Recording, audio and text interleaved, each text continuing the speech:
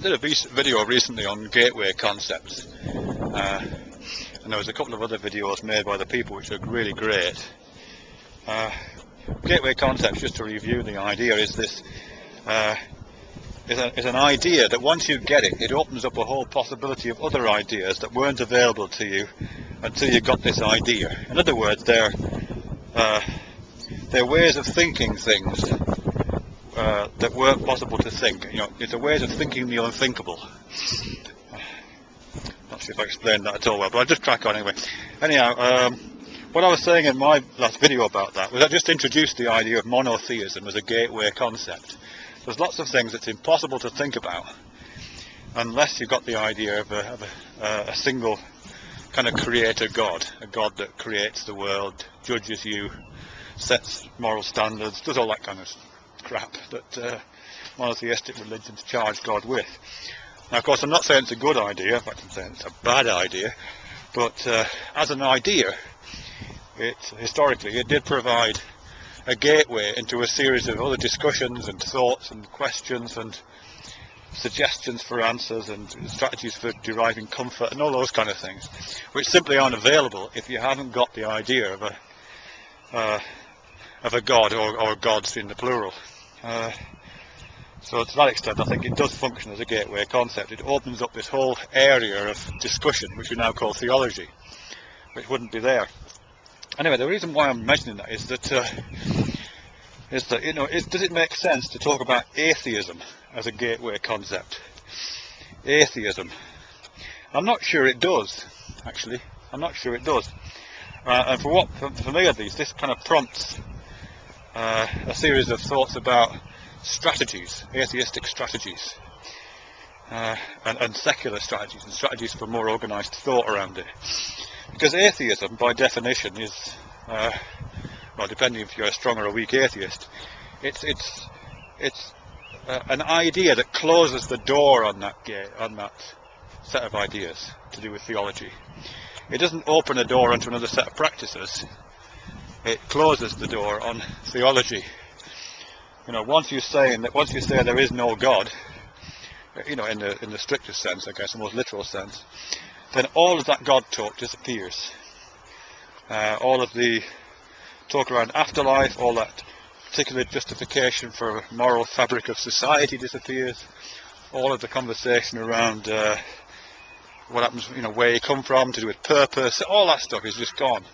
Thousands of years of, admittedly largely bullshit, but poetic and interesting, and to some people comforting discourse just becomes unavailable because you've shut the gate on that concept. So I don't think atheism is a gateway concept. I think it's the opposite. I think it's the rolling of the stone across that particular opening, actually.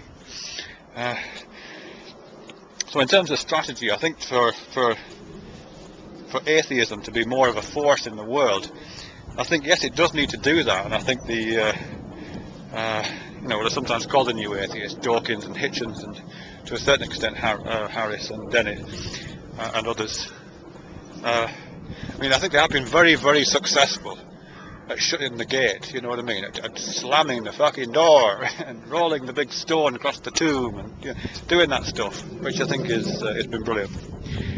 What I think they're perhaps less good at, and which perhaps Carl Sagan was better at, is the other thing, which is about introducing gateway concepts, which are easily available, you know, because a lot of, let's face it, scientific ideas aren't easy.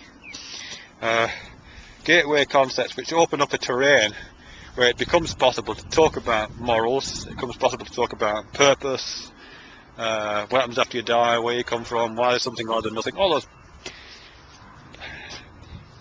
yeah, troubling, let's say, philosophical questions, where those become available to you to talk about. I don't know what the solution is really. I mean, philosophical theology, you know, people like, is it Tillich?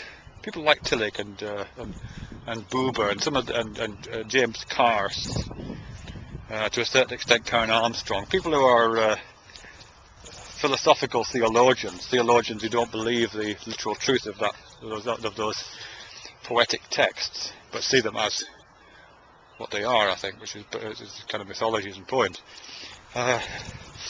You know, I've still got quite a bit of time for those kind of ideas myself.